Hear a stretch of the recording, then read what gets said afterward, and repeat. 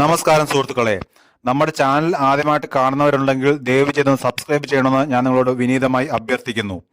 ഇന്നത്തെ കാലത്ത് ഒരു സിനിമയ്ക്ക് മികച്ച മൗത്ത് പബ്ലിസിറ്റി ലഭിക്കുക എന്നത് വളരെ വലിയ കാര്യമാണ്. അത്തരത്തിലൊരു പോസിറ്റീവ് റെസ്പോൺസ് ലഭിച്ചു കഴിഞ്ഞാൽ പിന്നെ ആ ചിത്രത്തിന് തിരിഞ്ഞു നോക്കേണ്ടി വരില്ല. തിയേറ്ററിലും ബോക്സ് ഓഫീസിലും ചിത്രം കളസറുമെന്ന് ഉറപ്പ്. അക്കൂട്ടത്തിൽ ഇറങ്ങിയ ശ്രദ്ധേയമായ സിനിമകളിൽ ഒന്നാണ് മമ്മൂട്ടി പ്രധാന വേഷത്തിലെത്തിയ ബ്രഹ്മയുഗം. ആദ്യ ദിനം മുതൽ മികച്ച പ്രകടനം കാഴ്ചവെച്ച ചിത്രം ഇതുവരെ നേടിയ കളക്ഷൻ റിപ്പോർട്ടുകൾ പുറത്തു വരികയാണ്.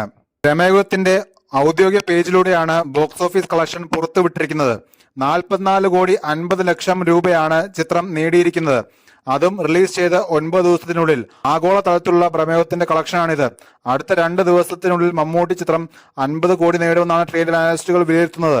അങ്ങനെയെങ്കിൽ ഈ വർഷം 50 കോടി ക്ലബിൽ കയറുന്ന രണ്ടാമത്തെ സിനിമയാകും ബ്രഹ്മയുഗം. നെസ്ലന്റെ പ്രേമലു ആണ് ഈ വർഷം ആദ്യം ഈ നേട്ടം കൊയ്ത ചിത്രം. കഴിഞ്ഞ ദിവസം റിലീസ് ചെയ്ത മഞ്ഞുമൽ ബോയ്സ് എന്ന ചിത്രവും 50 കോടി ക്ലബിൽ നേടുമെന്നാണ് വിലയിരുത്തലുകൾ. ഫെബ്രുവരി 15-നാണ് ബ്രഹ്മയുഗം റിലീസ് ചെയ്തത്. ഹൊറർ ത്രില്ലർ ജോണിൽ ഒരുങ്ങിയ ചിത്രം സംവിധാനം ചെയ്തിരിക്കുന്ന രാഹുൽ സദാശിവനാണ്. സിദ്ധാർത്ഥ് ഭരതൻ, അർജുൻ അശോകൻ, മണികണ്ഠൻ, അമാൽഡ ലീസ് എന്നിവരാണ് മറ്റ് പ്രധാന വേഷങ്ങളിലെത്തിയ അഭിനേതാക്കൾ. അതേസമയം ബസൂക്കയാണ് മമ്മൂക്കയുടേതായി നിലവിൽ ചിത്രീകരണം നടക്കുന്ന ചിത്രം. ഡിനോ ഡെന്നിസ് ആണ് സംവിധാനം.